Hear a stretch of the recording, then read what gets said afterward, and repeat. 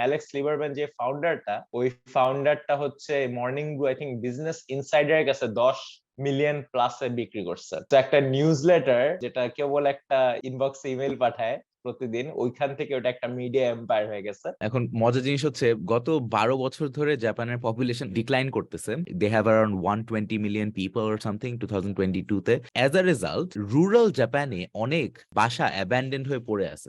So $25,000 বা 25 লাখ টাকা এরকম প্রাইসে একটা পুরা হাউস পাওয়া যাচ্ছে। এমবিএ এর জন্য দেয়ার আর নো স্কলারশিপস, মার্কেটিং কিংবা এমবিএ এগুলোর জন্য কোনো স্কলারশিপ নাই।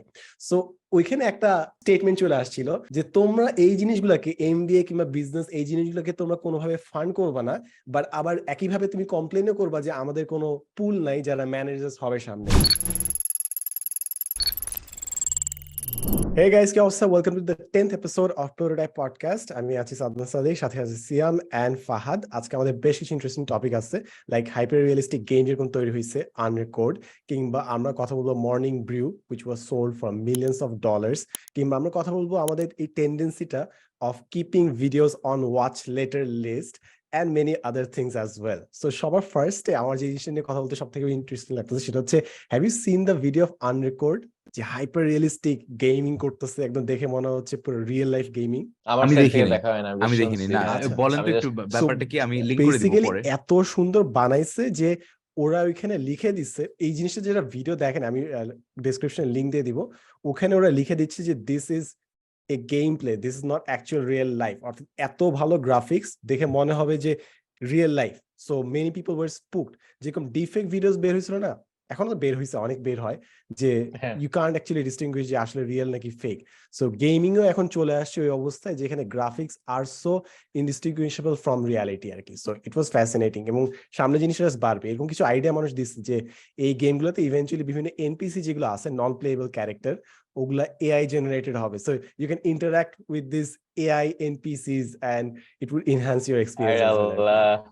So cool. আমি বাচ্চাকাল মানে 10 বছর আগে হয়তো বা অ্যাসাসিনস ক্রিড খেলতাম। অ্যাসাসিনস ক্রিড খেলার সময় ইতালি শহর এক্সপ্লোর করা, তারপর mostly Italy I guess, Rome বা এসব এক্সপ্লোর করে আমার সবসময় মনে ছিল যে আরে অ্যাসাসিনস ক্রিডটা যদি ভিআরে খেলতে পারতাম, যেখানে আমার মনে হবে যে আমি ইতালিতেই দৌড়াচ্ছি, হেঁটে বেড়াচ্ছি। ইমাজিন ওই হাইপার রিয়েলিস্টিক ওই ইমেজিং যেটা বললেন, ওইটা নিয়ে যদি আমরা ভিআরেও পাই তাহলে কত কুল হবে জিনিসটা।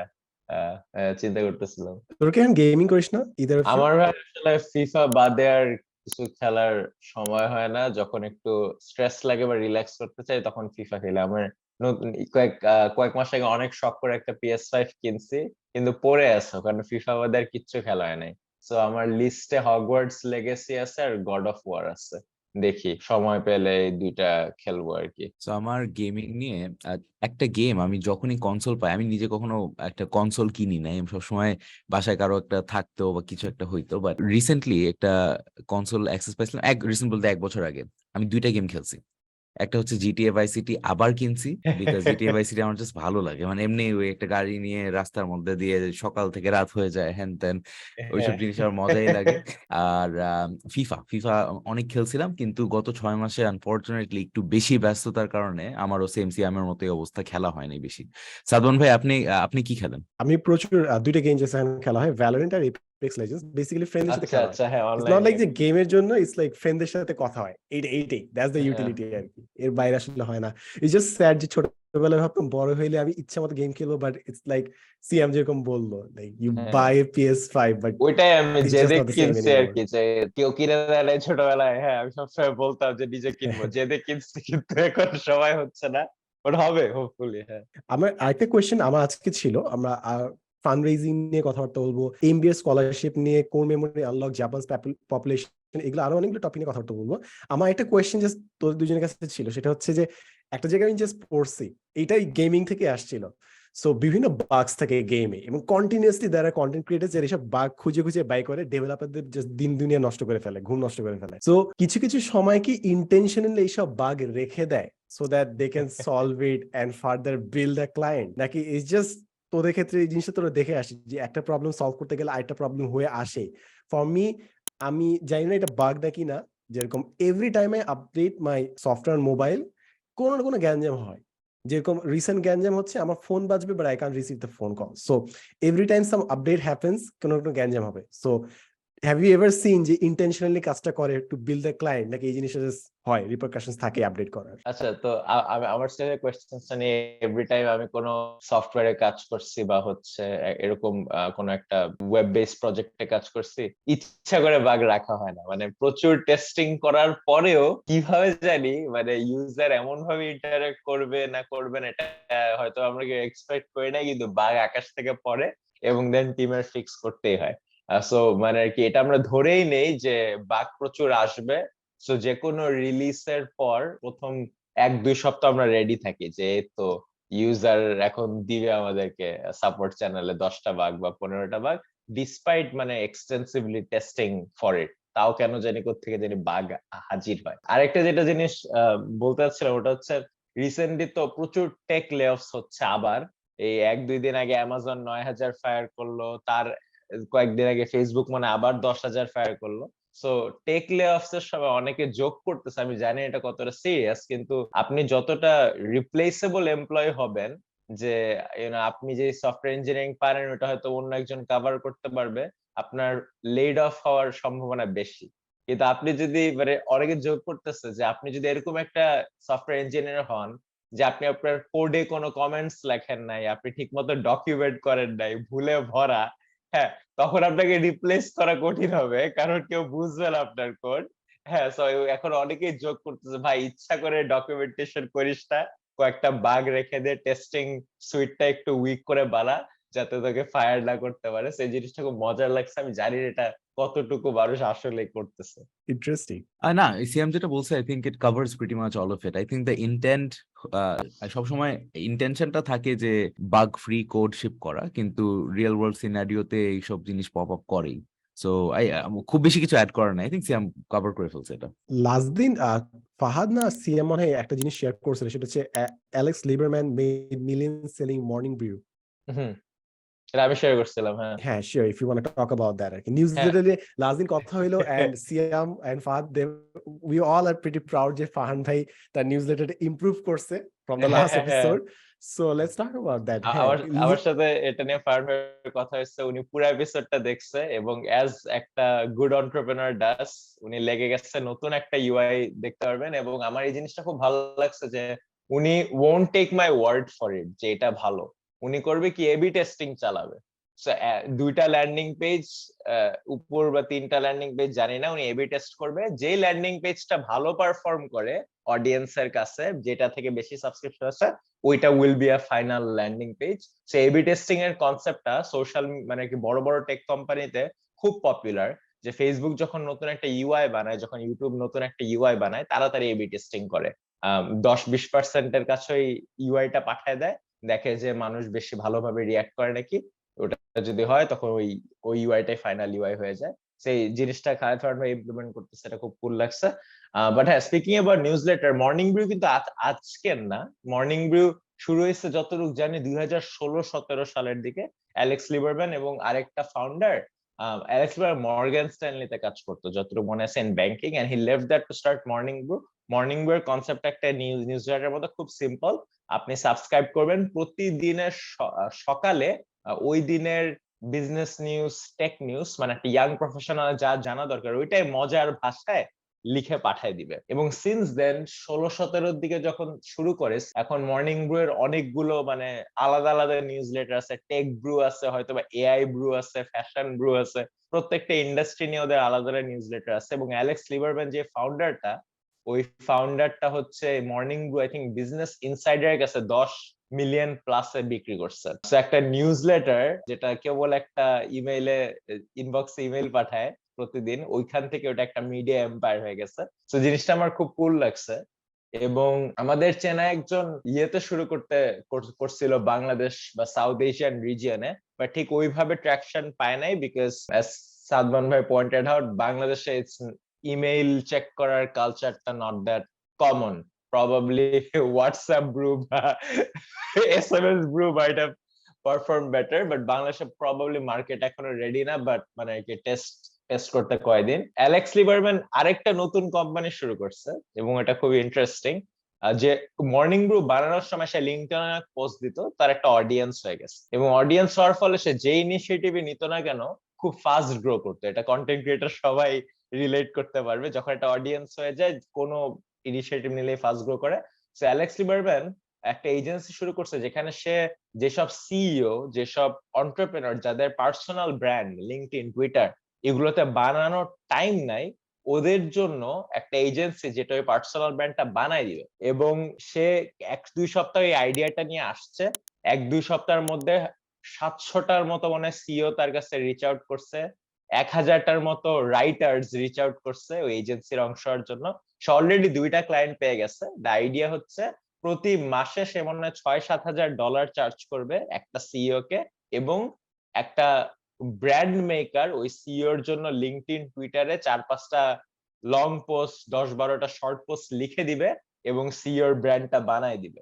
এবং এই জিনিসটা আমার খুব কুল লাগছে যে নট অনলি ব্র্যান্ড বানানো can bring benefits for you, ওইটাকেও অ্যালেক্স লিবারম্যান একটা বিজনেসে টার্ন করে শুরু করে দিচ্ছে। এই কয়েকটা, এই 2টা কেস স্টাডি আমার খুব কুল লাগছে। ওকে লিঙ্কডইনে ফলো করা এই জন্য মজা, কারণ সেরকম কনস্ট্যান্টলি পাবলিকে জিনিস বানাতে থাকে। So that was the whole summary of it. আমার এখানে একটা জিনিস জানার আছে, সেটা হচ্ছে যে সিএমজি মেনশন করলেন সিইও দের যে ব্র্যান্ডিং করে দেয়, পোস্ট বানায় দেয় এন্ড স্টাফ।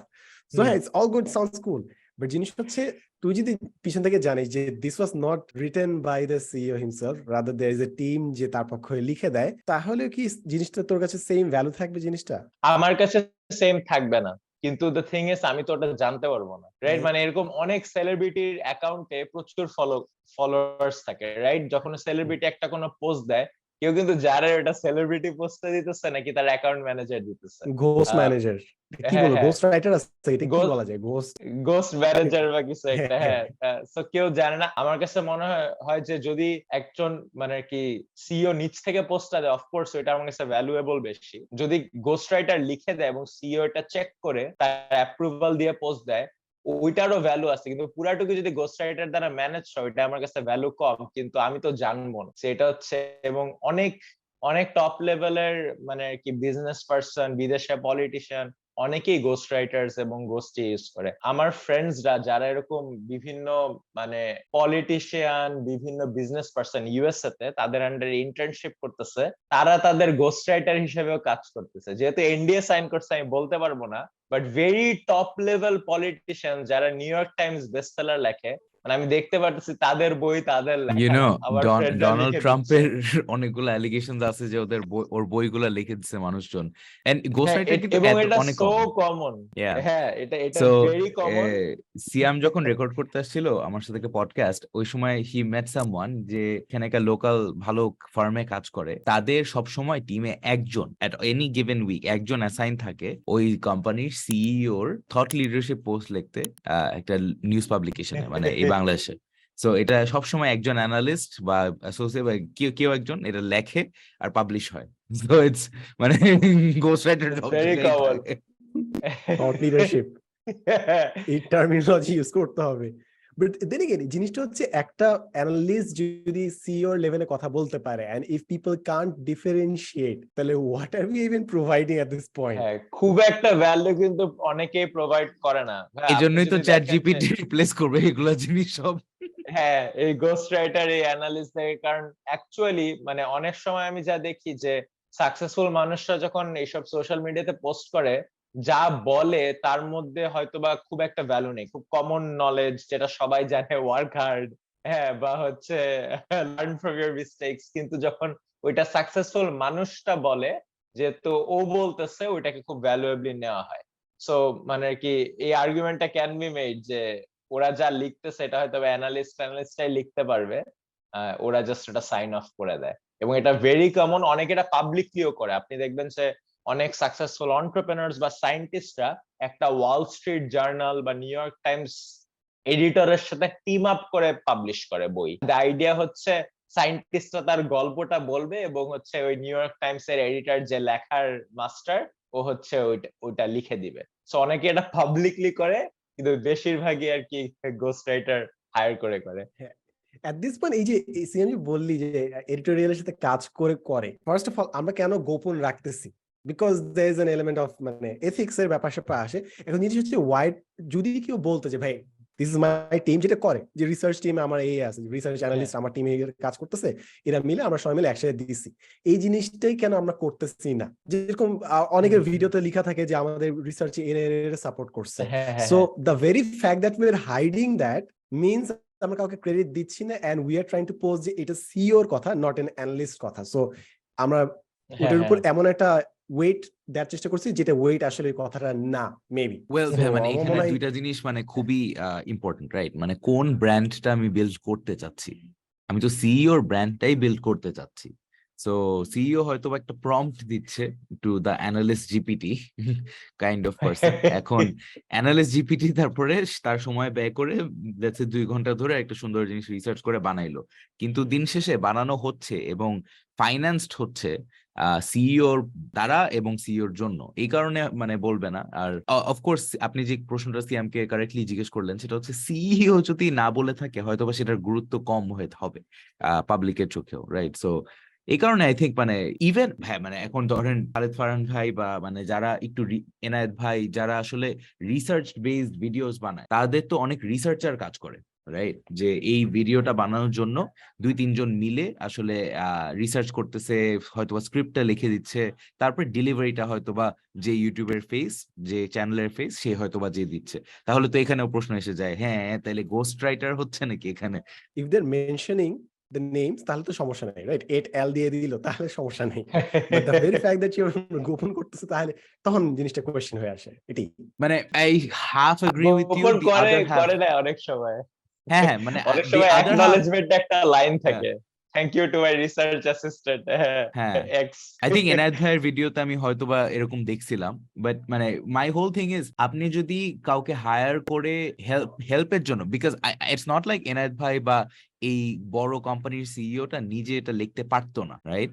সে চুজ করছে, আমার এটা যা মনে হয়, সে হয়তোবা চুজ করছে তার সময়টাকে অন্য কোথায় ব্যয় করতে। He is buying more time with money by hiring or assigning an analyst. So হয়তোবা সেই দিক থেকে সে ভাবতে পারে যে I've already paid the price, আমার এখন আসলে এখানে আর মানুষকে বোঝানোর কিছু নাই। সো মানে that's the other perspective. Definitely একটা পিআর টিম থাকবে এন্ড এভরিথিং। এবং এটা নিয়ে লাস্ট দিন আমাদের কথা হচ্ছিল যে মর্নিং ব্রিউটা নিয়ে আমাদের কথা হচ্ছিল যে এটার ভ্যালু কি এন্ড স্টাফ। সো কারেন্টলি যেগুলো আসতেছে নিউজ লেটার, মনে করো চ্যাট জিপিটি দিয়ে কেউ সামারাইজ করে দিচ্ছে জিনিসটা, হ্যাঁ এইগুলো একটা ভ্যালু আছে, বিভিন্ন জিনিস সামারাইজ করে গুছাই দিয়ে কিংবা 2 মিনিট রিডেবল 5 মিনিট রিডেবল এই ফরম্যাটে দিচ্ছে, ইটস গুড। বাট আমার কাছে যে জায়গায় আরেকটু ভ্যালু দরকার বলে আমার মনে হয় সেটা হচ্ছে share what's relevant. Just summarise করলে হ্যাঁ it's very good summarise information, but maybe it's not relevant.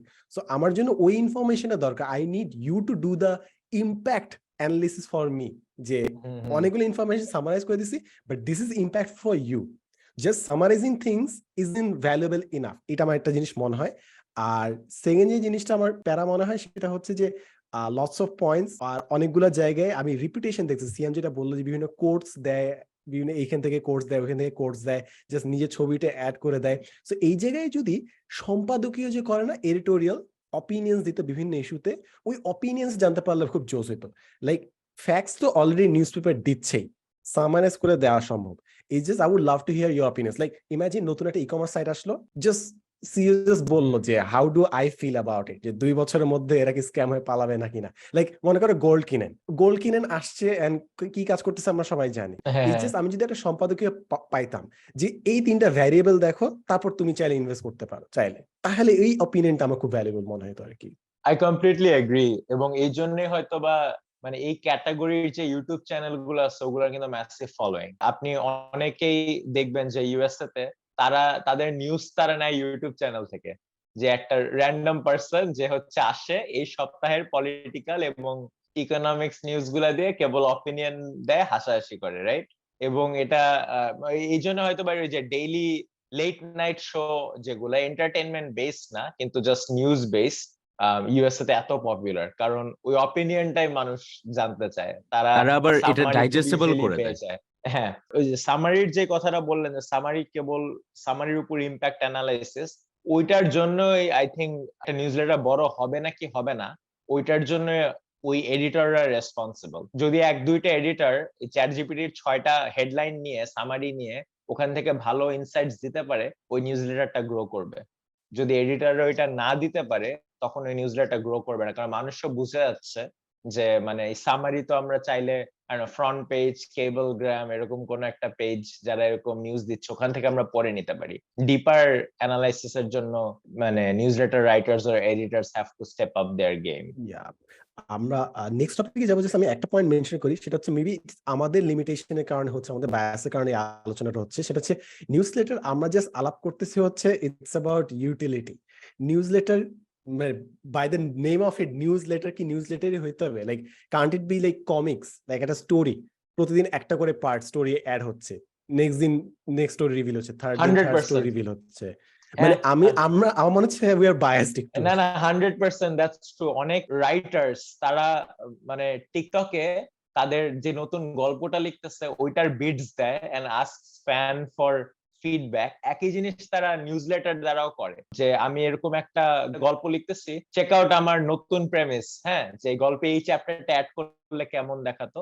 এবং অনেক পপুলার যে নিউজলেটার, আপনি যদি সাবস্ট্যাকের টপ সাবস্ক্রাইব নিউজলেটার গুলো দেখেন, অনেকে কিন্তু এরকম তথ্য দেয় না। মানে অনেকে হচ্ছে ও আমি জাস্ট মানে কি ইতিহাস নিয়ে লিখি, যে অমুক 1900 সেঞ্চুরিতে চায়নার কোন যুদ্ধ হয়েছিল এটা নিয়ে লিখবে and what not. So newsletter can be about anything and everything. Make it your own আর কি, যা নিয়ে ভালো লাগে লিখতে তা নিয়ে লিখো। আমি আরেকটা আইডিয়া বলে দেন আমরা ফান্ড রেজিং এ চলে যাবো। মেবি আজকে আমি একটু ফান্ড রেজিং 101 টাচ করবো। সেটা হচ্ছে নিউজলেটার আরেকটা আইডিয়া হচ্ছে, যেটা আমার খুব ইন্টারেস্টিং লাগতো, সেটা হচ্ছে পেপারে একসময় কাজটা করতো। পেপারের ফার্স্ট পেজে ঠিক বাম পাশে পোল অপশন থাকতো। সো আজকে এই একটা পোল দেয়, এতজন মানুষ ভোট করছে। So how about a newsletter যেখানে প্রতিদিন দেয়ার আর 3 পোলস অর 2 পোলস, যেখানে ইউ টেস্ট যে তুমি ওয়ার্ড সম্পর্কে ঠিক প্রেডিক্ট করছো নাকি না, and এর পরের দিন newsletter it gives you the results আর কি, যে আচ্ছা ঠিক আছে, that's how many people you agreed with. এবং এই জিনিসটা আমি যখন ইনস্টাগ্রামে করছি, it's a really fun thing to do, ইনস্টাগ্রামে পোল করা। এবং ইনস্টাগ্রামে পোল করা আমার টার্গেট হচ্ছে এমন কোয়েশ্চেন করা যেখানে পোল অপশনগুলোতে 50-50 থাকবে। তার মানে আমি এমন একটা পয়েন্ট স্ট্রাইক করতে পারছি যেখানে there is a disagreement কিংবা কনফিউশন আছে। So that would be another thing. ওইটাকে আইজিতে এবারে কি বেটার হয় না? হ্যাঁ, আমি আইজিতে গত আমাদের বাংলাদেশি ইলেকশন যখন হয়েছিল জিজ্ঞেস করছিলাম যে উইল ইউ গো ভোট, তারপরে মানে do you think one should go vote, এরকম ইয়েস নো ছিল, বেশি কনটেক্সট দিইনি, just that was the question, সবসময় স্প্লিট ছিল। Very interesting results. তো আমরা এখন চলছে যে ফান্ড রেজিং এ। ফাহাদ, আজকে আমরা সিয়ামও জানতে চাচ্ছে যে ফান্ড রেজিং বেসিক্স 101 এগুলো কি কোনো রিসোর্স আছে নাকি না, আমরা ওয়াই কমিউনিটির ভিডিও দেখবো নাকি না, লাইক এক্স্যাক্টলি মানে বলেই দিলেন। সো ওয়াই কমিউনিটির videos are great. Fundraising wise round গুলা নিয়ে একটু সম্পর্কে ধারণা দিই। লেটস সে একটা কলেজ স্টুডেন্ট বা ইউনিভার্সিটি স্টুডেন্ট, সে এখন তার বন্ধুর সাথে একটা প্রজেক্ট নিয়ে কাজ করতেছে। এই স্টেজটাতে টিপিক্যালি কোনো মানে ভেঞ্চার ক্যাপিটাল আসবে না আপনার কাছে। আপনার ইউজুয়ালি বুটস্ট্র্যাপ যেটাকে বলে, তার মানে হচ্ছে নিজের টাকা বা ফ্রেন্ডস এন্ড ফ্যামিলির টাকা দিয়ে একটা প্রুফ অফ কনসেপ্ট দাঁড় করানো। ইউজুয়ালি এটাই কমন, প্রুফ অফ কনসেপ্ট দাঁড় করানোটাই কমন। এই সময়টা যাচাই করার জিনিস হচ্ছে যে প্রোডাক্ট মার্কেট ফিট আছে কিনা। তার মানে হচ্ছে আপনি যেটা বিক্রি করতেছেন বা আপনি যে জিনিসটা তৈরি করছেন সেটা আদৌ চাহিদা আছে কিনা, রাইট? এখন there is no point in moving forward if there is no demand. So এই স্টেজটায় বা এই সময়টাতে পুরো ব্যাপারটাই হচ্ছে যে হ্যাঁ, আমি যে জিনিসটা আইডিয়াটা আমার আছে সেটা নিয়ে আমি যতটুকু এক্সাইটেড, আমার কাস্টমাররা বা ফিউচার কাস্টমাররা তারাও কি এটা নিয়ে অতটুকু এক্সাইটেড নাকি। সো লেটস সে আমি যেটা নিয়ে কাজ করছি সেটার জন্য চাহিদা আছে। সেই ক্ষেত্রে আমি যদি চাই এই স্টেজে আমি একটা এঞ্জেল রাউন্ড বা প্রি সিড রাউন্ডে যেতে পারি, রাইট? এখন এঞ্জেল কারা? এঞ্জেল হচ্ছে ধনী ব্যক্তিরা যাদের এক্সেস টাকা আছে বা এক্সট্রা টাকা আছে, যেটা ওরা লেটস সে স্টকস ইনভেস্ট করার পরে, লেটস সে সঞ্চয়পত্র, রিয়েল এস্টেট সব করার পরে এখন যে টাকা আছে তারা আরেকটু রিস্কি কিছুতে ইনভেস্ট করতে চায়। এখন স্টার্টআপ মানেই একটা risky investment, because most startups they do not work, right? মানে it's very difficult to create something out of nothing and something from scratch and like a product market fit power. It's always very difficult task. So যারা যেই ধনী ব্যক্তিরা এই জায়গাটাতে invest করছে তারা তাদের একদম রিস্কি একটা অ্যালোকেশন করছে, যে হ্যাঁ ঠিক আছে এটা হইলেও হইতে পারে, আর যদি হয় তাহলে রিটার্নসও আউটসাইজড, যেহেতু রিস্ক নিচ্ছে আউটসাইজড রিটার্ন আমি এক্সপেক্ট করবো, right? So the whole game of venture capital or even angel investing is that I'm taking an outsized risk for an outsized return, right? So let's say friends, family এবং Angeles দের থেকে তারা একটা pre-seed round raise করলো। তারপরে ওরা next 6 মাস এই প্রি-সিডের টাকা দিয়ে কিছু মানুষ হায়ার করলো, কিছু মার্কেটিং করলো, কিছু ডেভেলপমেন্ট করলো, এভাবে আগাইলো। হ্যাপি কেস, লেটস সে ওদের ভালো একটা রেসপন্স আসলো, এটাকে আমরা ট্র্যাকশন বলি। এটা ইউজার্স হতে পারে, রেভিনিউ হতে পারে, এরকম জিনিস ইন্ডিকেটরস হতে পারে। তারপরে they can go for a seed round. এখন সিড রাউন্ডে ইউজুয়ালি ভেঞ্চার ক্যাপিটালিস্টরা ইন্টারেস্টেড হয়, রাইট, আর্লি স্টেজ। এখন আমরা জানি ওয়াই কম্বিনেটর এরা হচ্ছে ফেমাস ইনকিউবেটর, সো ওরাও ইনকিউবেটর লাইক ওয়াই কম্বিনেটররাও এই রাউন্ডটাতে ইন্টারেস্টেড হয়। So venture capitalist, angels and incubators or accelerators as well could be a part of this round. So that's usually the case. And more and more, what you're doing is you are raising money and you're giving up equity of the company. মানে কোম্পানির যে share আছে সেই শেয়ারের বদলে টাকা raise করছি, এবং টাকাটা রেজ করে আমার আসলে কোম্পানিটা বড় করতে বা কোম্পানির অপারেশনস বড় করতে, আমাদের স্কোপটা বাড়াইতে সেই কাজে লাগাচ্ছি আর কি। So in general the stages are pre-seed or একদম বুটস্ট্র্যাপ, তারপরে প্রি-সিড, তারপরে সিড, তারপরে series A, B, C and so on and so forth. বাংলাদেশের সিনারিও নিয়ে একটু বলি, তারপরে আইল পজ। বাংলাদেশে we don't have a lot of late stage startup companies, right? I think the latest stage বলতে গেলে is technically Bikash, which is now a unicorn, right? So Bikash has a few big named institutional investors, not just venture capitalists, but institutional investors, right? One is Alibaba, right? Alibaba is a big one. Bill and Melinda Gates Foundation invest করছে, so ওরা সবাই আসলে টাকা দিয়েছিল Bill and Melinda Gates because of the impact that Bikash had at the time that they started, right? 10-11 সালের সময়, ওই সময় I think investment এসেছিল, if I'm not wrong. And then Alibaba looked at it more from a, hey, this is a great business, and ওরা আসলে tech company হতে চলছে, so that's a great thing. And আমরা জানি চায়নায় payments একটা বড় business, so they kind of saw some pattern recognition, I'm guessing. And then actually 2 years ago, the Bikash SoftBank deal happened, which was around $250 million, right? So that was a big deal for the ecosystem. And what they basically did was, I think they bought out some of the shares from Alibaba as well. And yeah, so সব মিলাই Bikash is now, I think, worth around north of $2 billion ish. I don't know, I think publicly বলে নাই, যে কারণে সবাই সবসময় ওদেরকে fully startup হিসেবে বলে না, is because majority owned by Bragg Bank, right? So ওই nuance থেকে যায়। Anyway, the other most funded startup in Bangladesh is of course ShopUp. Last year ওরা raise করলো আরো I think $30 million, আর এটা debt ছিল। সো আমি বলেছিলাম যে ইউজুয়াল স্ট্রাকচার হচ্ছে equity বদলে রেজ করা, তার মানে হচ্ছে কোম্পানি শেয়ার বেচে রেজ করা। What ShopUp did was very innovative and for the first time in Bangladesh, I think they raised debt. ওরা দুইটা কোম্পানি থেকে রেজ করেছে, একটা হচ্ছে the city bank Bangladesh, I think $10 million, and then $20 million from a company called Lendable. Sadman ভাই, for example, আপনি যদি এই দুইটা জিনিস খেয়াল করেন, the two most funded companies in the country are both working in financial services in a way, right? So ShopUp as well, they have a lending arm. They ওরা এই যে মোকাব নামে একটা জিনিস আছে, ওটা দিয়ে মার্চেন্ট ফাইন্যান্সিং I think করে। So anyway, they have a few businesses. Redex is one, Mokam is one, there's another one. But long story short, Bangladesh, there's a lot of money. The money that has come in so far, a lot of it has been for financial services. So এটা একটা বড় area of funding ছিল। I think গত 2 বছরে আরো 2-3টা area যেটা খুবই hot, I'll just take 30 more seconds, are, let's say, number 1, EdTech, right? We saw 10-minute school raise funding from Sequoia, which is a big deal. We saw Shiko raise funding from a couple of different people, Wavemaker Partners, which is a good one, and a few other people, right? So that's EdTech. And আরো অনেক কয়টা ছোটখাটো funding rounds হয়েছে for EdTech. We saw Travel Tech, so ShareTrip, GoZion, these guys raise money. There's a lot of niche e-com startups. So for example, Shajgod raised money from Sequoia, and a bunch of other এরকম ছোট ছোট, so Chaldal I'd also put in e-com category. So এরকম e-commerceও আসলে কয়েকটা interesting investments এসেছে so far Bangladesh. And then there's transportation, right? Patha has raised money mostly for 3 things. One is logistics, the other is transportation, bikes, cars, etc. And going forward, our payments niye kaaj korbo. So there's Pathao as well. So that's kind of the lay of the land. I'm jodi khub statistics wise boli, I think total funding raised last year was around $110 million. That is a decline, but globally startup funding a decline asche because of economic condition and everything. But that's the lay of the land so far. যারা scenery নিয়ে বেশি জানতে চায়, আমি একটা dashboard follow করে থাকি light castle partners এর। এটা research farm. Light castle partners বাংলাদেশের স্টার্টআপ ইকোসিস্টেম নিয়ে খুব সুন্দর ডেটা মেনটেন করে। ওদের ওয়েবসাইটে গেলে ওদের একটা স্টার্টআপ ড্যাশবোর্ডই আছে, ওখানে দেখা যায় যে কোন ইন্ডাস্ট্রিতে টাকা উঠছে, কত টাকা উঠছে and what not. So quick plug তাদের জন্য। Very interesting. এন্ড এখানে ফাহাদ একটা পয়েন্ট বললো, সেটা হচ্ছে যে যেগুলো যে ইন্ডাস্ট্রি খুব ভালো করতেছে সেটা হচ্ছে ফাইন্যান্সিয়াল সেক্টরটা। এবং এখানে ওয়াইসি কমিউনিটির একটা কথা বলা ছিল যে gate closer to the transactions. The closer you get to the transactions, the more guaranteed the cash is. কারণ যত ট্রানজাকশন থেকে দূরে সরে যাবা, there are lots of other things that need to happen for you to get the money. যেরকম এটা সব থেকে দূরে হচ্ছে ট্রানজাকশন, সব থেকে দূরে হচ্ছে অ্যাফিলিয়েট মডেলটা। অনেক কিছু হইতে হবে, শিপিং হইতে হবে, অর্ডার কনফার্ম হইতে হবে, তারপর তুমি শেষে যায় টাকাটা পাবা। সো যারা অ্যাকচুয়ালি ফাইন্যান্সের একদম ট্রানজাকশনটা কন্ট্রোল করবে, তাদের কাছে অনেক অপরচুনিটিস থাকবে। রিসেন্টলি অবশ্যই এটা ডিফারেন্ট হইলো, এইচটিপি পুল যে বলতেছে যে কত জানি $500 উপর অনেকে টাকাটা নিতে পারতেছে না, বুস্ট করতে পারছে না। রিসেন্টলি অনেকে একটু স্পুকড হয়েছে বাংলাদেশে যে ডলার স্পেন্ড করতে পারতেছে না। So there are many things. এটা এখনো কনফার্ম নাই, দেয়ার আর মেনি নিউজেস। সো আমি আসলে ভেরিফাই করতে পারছি না।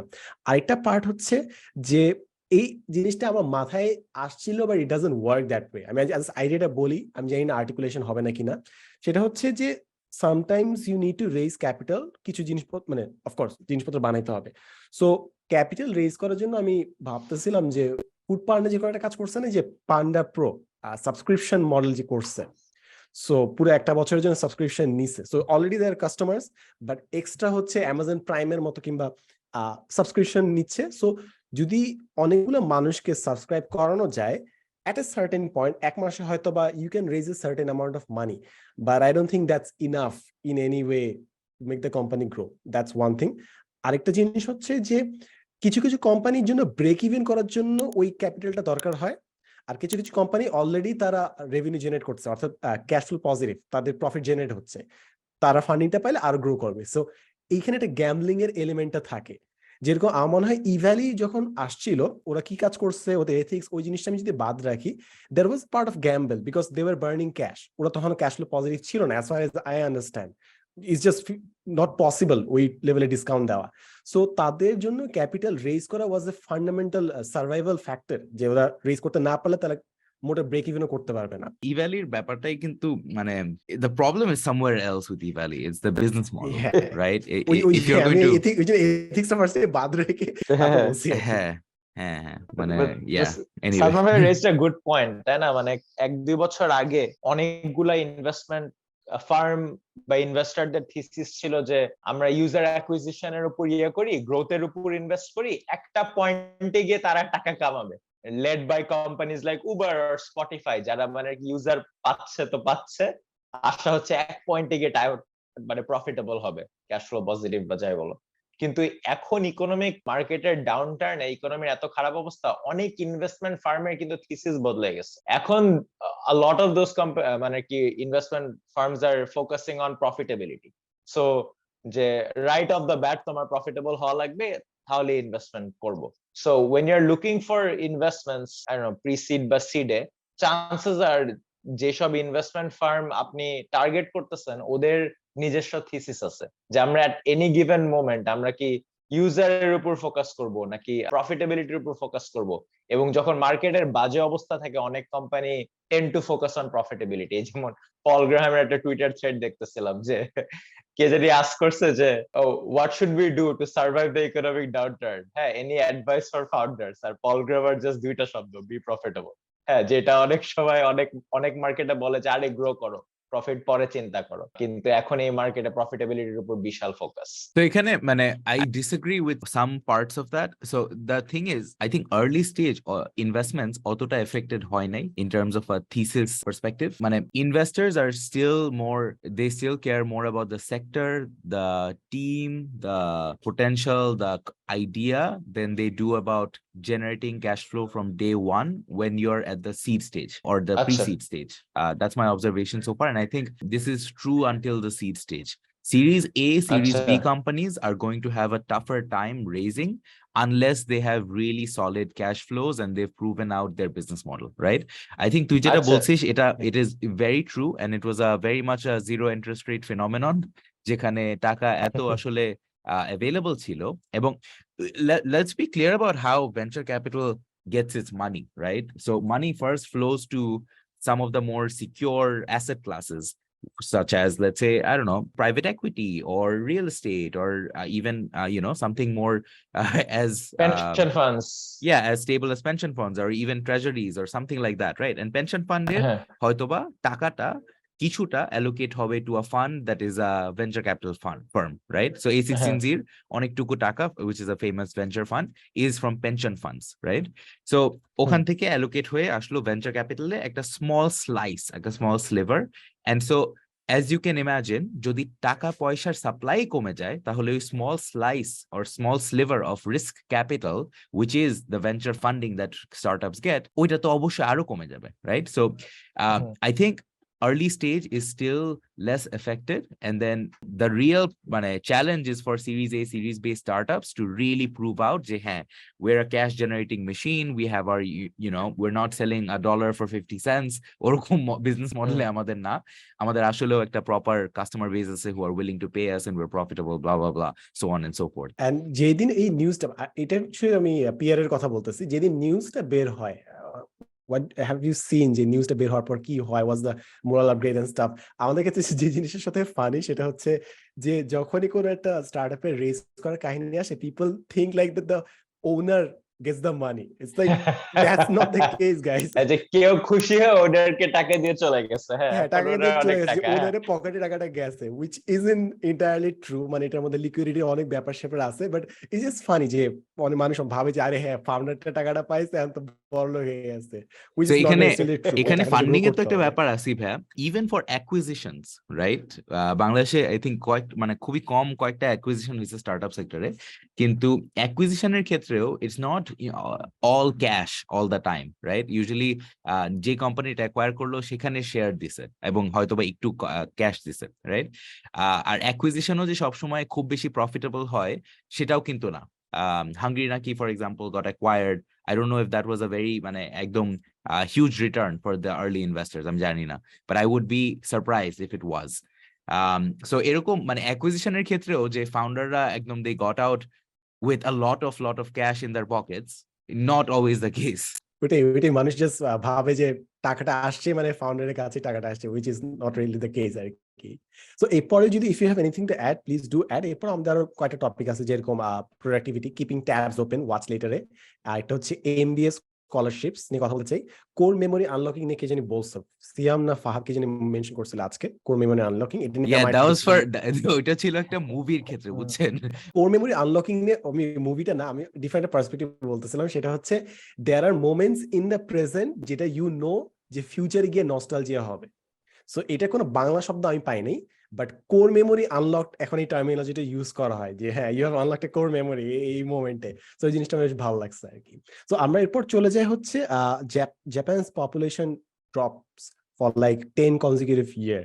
সো এটা কে জানি রেজ করছিল কোয়েশ্চেন। হ্যাঁ আমি বলছিলাম, এখন মজার জিনিস হচ্ছে গত 12 বছর ধরে জাপানের পপুলেশন ডিক্লাইন করতেছে, and as a result of course ওদের লেবার মার্কেটে শর্টেজ হচ্ছে, ওদের এনাফ মানুষ নাই, etcetera etcetera. I think they have around 120 million people or something 2022 তে। So it's actually been declining 12 বছর ধরে।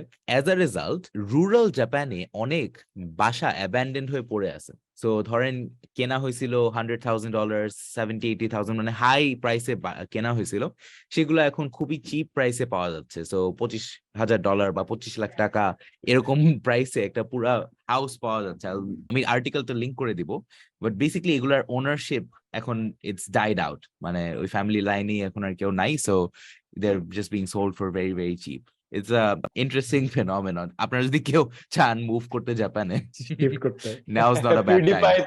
পিউডিপাই আমি এখনই বলতাম পিউডিপাই শিফট করছে। You can literally see যে ওর লাইফ কেমন চলতেছে না এখানে, পুরো ব্লগটা করতে, স্টার্টিং এ নিউ লাইফ। আমি জানি না যে মুভ করে, আমি জানি বুঝতেছি, আমরা মজা করে বলতেছি হয়তো বা, বাট জিনিস হচ্ছে যারা জাপানে শিফট করে তারা একটা জিনিস বলে যে outsiders remain outsiders for years, it's so so difficult to become the inside majority of Japan. Asian countries, especially East Asian countries যেগুলোকে ধরা হয়ে থাকে, ওখানেই ট্রু যে মানে আর কি আউটসাইডার ওদের চামড়ার মতো বা ওদের চেহারার মতো না হলে you will always be treated as an outsider. So জাপানে এটা আমার ফ্রেন্ডস যারা আছে অনেকে এটা বলবে, যদিও ওরা তা হয়তো ওইভাবে ফিল করায় না, মানে অ্যাবিউজ করে না, কিন্তু জাস্ট মানে আর কি ভিতরে ভিতরে ফিলিংটা আসে based on the treatment you get. So এটা মেজরিটি অফ দ্য ইয়েতে, সিঙ্গাপুরেও ইভেন সিঙ্গাপুরেও নাকি আমি শুনছি এটা একটু কম, মানে সবগুলো দেশের মধ্যে সিঙ্গাপুরের একটু কম, কারণ ওখানে ইন্টারন্যাশনাল পপুলেশন একটু বেশি। কিন্তু আমার ফ্রেন্ডরা যারা জাপানে ছিল, যারা সাউথ কোরিয়াতে ছিল, এরকম সবাই বলতেছে যে আউটসাইডারই থেকে যায় অনেকটা। এরপরে যেহেতু আজকে আমাদের সময় কম আছে, আমি ওয়ার্ল্ড ব্যাংক $1.25 বিলিয়ন অ্যাপ্রুভ করছে, ওইটা নিয়ে আজকে না যাই। আমার একটা কোয়েশ্চেন ছিল, এবং এটা আগে ফাহাদও যতক্ষণ থাকতেছে তখন আমি কোয়েশ্চেন করে ফেলতে চাই। সেটা হচ্ছে, আমি যে স্টেটমেন্ট দিব এর মধ্যে অনেক লজিক্যাল ফ্যালাসি আছে, বাট আমার আইডিয়াটা ভালো লাগছে, তাই আমি জাস্ট কোয়েশ্চেনটা করতেছি। সেটা হচ্ছে, বাংলাদেশে তো অনেক মানুষই কমপ্লেন করে যে আমাদের বিভিন্ন টপ লেভেল ম্যানেজার্স আনতে হলে আমাদেরকে দেশের বাইরে খুঁজতে হয়, so why can't we hire from inside the pool. But at the same time last দিন আমার একটা ফ্রেন্ড র্যান করতেছিল, সেটা হচ্ছে বাইরের আমাদের পুরো ফ্রেন্ড সার্কেল অ্যাপ্লাই করতেছে। সো এমবিএ এর জন্য দেয়ার আর নো স্কলারশিপস, এমনকি যেরকম পিএম স্কলারশিপ আমরা পুরো লিস্টে দেখলাম, মার্কেটিং কিংবা এমবিএ এগুলোর জন্য কোনো স্কলারশিপ নাই। সো ওইখানে একটা স্টেটমেন্ট চলে আসছিল যে তোমরা এই জিনিসগুলোকে, এমবিএ কিংবা বিজনেস, এই জিনিসগুলোকে তোমরা কোনোভাবে ফান্ড করবা না, বাট আবার একইভাবে তুমি কমপ্লেনও করবা যে আমাদের কোনো পুল নাই যারা ম্যানেজার্স হবে সামনে। How can you not prioritize this people at the same time as যে এই ধরনের মানুষ কেন উঠতেছে না? সো এটা প্যারাডক্স কি ঠিক আছে স্টেটমেন্টটা? মানে হ্যাঁ, মানে এগুলো এমবিএ তে স্কলারশিপ যারা যাচ্ছে, হ্যাঁ এমবিএ তে যারা যাচ্ছে ভাইয়া সবাই হচ্ছে মানে নিজস্ব লাস্ট 4-5 বছরের টাকা জমায়, তারপর হচ্ছে বিশাল লোন নিচ্ছে। এখন ধরেন আমি যদি $100,000 লোন নেই, আমি গ্রাজুয়েট করার পর আমার মাথায় থাকবে হচ্ছে কিভাবে আমি প্রথম কর্পোরেট সেল আউট চাকরিটা সিকিউর করব, যাতে আমি আমার লোন পে অফ করতে পারি। তখন গিভ ব্যাক টিভ ব্যাক কারো মাথায় আসবে না, আমার আবার লোন গিভ ব্যাক করা লাগবে কমিউনিটি পরে, হ্যাঁ তখন। সো ন্যাচারালি যেসব ট্যালেন্ট বাইরে যাচ্ছে এমবিএ এর জন্য, যারা লোন নিচ্ছে, তারা নিজের সেভিংস থেকে কাটতেছে, তারা দেশে ফেরত আসার চিন্তা অ্যাটলিস্ট প্রথম 5-10 বছর করবে না, রাইট? সো ওখানে you lose that talent. So you make a good point যে যদি কান্ট্রি এরকম স্কলারশিপস করে যে তুমি এমবিএ আমি ফান্ড করব, বাট দ্য আইডিয়া ইজ যে 5-10 বছর তোমার আসার পর প্রথম 5 বছর দেশে এসে চাকরি করা লাগবে, বা কোম্পানি যদি ফাউন্ড করে, মানে বাইরে আমাদের ফ্রেন্ডরা যারা এমবিএ তে ঢুকতেছে সবাই অনেকেই কোম্পানি ফান্ডেড, যে তারা ম্যাকেনজিতে কাজ করে, বেইনে কাজ করে, বিসিজি তে কাজ করে। কোম্পানি বলতেছে তুমি তোমার এমবিএ টাকা আমরা দিয়ে দিব, এমবিএ করার শেষে তুমি প্রথম 3 বছর আমাদের কোম্পানিতে চাকরি করবা। এই ট্রিটিতে অনেকে যাচ্ছে। সো এখন বাংলাদেশের যেসব কর্পোরেট বিগ হাউসেস গুলো আছে, তারা যদি এরকম করে যে গ্রামীণ ফোন তোমার এমবিএ স্পন্সর করে দিবে বিদেশে, কিন্তু এমবিএ শেষে প্রথম 3 বছর এখানে এসে চাকরি করা লাগবে বা 5 বছর, তাহলে they will get their MBA talent. সহজ হিসাব, ইনভেস্টমেন্ট করলে ট্যালেন্ট পাবা, ইনভেস্টমেন্ট না করলে ট্যালেন্ট পাবা না। বাট এমবিএ স্কলারশিপ যে নেই, 1-2টা খুবই কম্পিটিটিভ স্কলারশিপের কথা বলতে হইতেছিল। একটা হচ্ছে নাইট হেনেসে, একটা স্কলারশিপ আছে স্ট্যানফোর্ডে, এক্সট্রিমলি কম্পিটিটিভ, কিন্তু তারা এমবিও ফুল ফান্ড করে। সো নাইট হেনেসে তে স্কলারশিপটা পেলে স্ট্যানফোর্ডে তুমি যেই ডিগ্রির জন্যই চান্স পাও না কেন, তোমার মানে কি ওটা নাইট হেনেসে পে করে দিবে। সেই স্কলারশিপটা প্লাগ করলামই, এক্সট্রিমলি কম্পিটিটিভ। বাংলাদেশে যদি কেউ পায়ও হয়তো বা 1জন বা 2জন ম্যাক্স পাবে, বাট পসিবল আর কি, ইম্পসিবল না, বাট এক্সট্রিমলি আনলাইকলি। এরকম কন্ডিশন যেরকম শেভেনিং স্কলারশিপে আছে, যে তুমি ডিগ্রিটা নিয়ে তারপর তুমি দেশে ফেরত আসবা, অ্যাটলিস্ট তোমাকে 2 বছরের মধ্যে থাকতে হবে দেশের মধ্যে। সো এই ধরনের কন্ডিশন করে দেয়। আর যেগুলো হচ্ছে কোম্পানি ফান্ডেড, সেখানে বন্ড সাইজ যেটা সে মেনশন করলো 3 থেকে 5 কিংবা 7 বছর থাকে, মধ্যে যদি তুমি কোম্পানি লিভ করো, you will have to pay the penalty, অর্থাৎ যে লোনটা দিছো ওই অ্যামাউন্টটা তোমাকে দিতে হবে কোম্পানিকে ফেরত।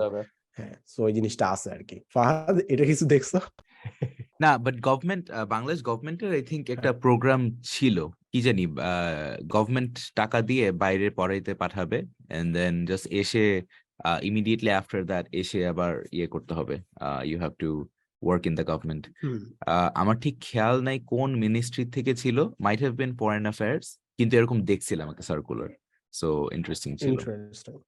ইন্টারেস্টিং। ফাইনালি আমরা আরেকটা জিনিস দিয়ে তারপর ফাহাদকে ছেড়ে দেবো আজকে, সেটা হচ্ছে ইটস অ্যাবাউট, এটা প্রোডাক্টিভিটি জনরার মধ্যে পড়বে, সেটা হচ্ছে the tendency to keep tabs open, like ক্রোমে 10-15টা ট্যাব ওপেন করে ফেলা, like why do we do that, what's the psychological reason behind it.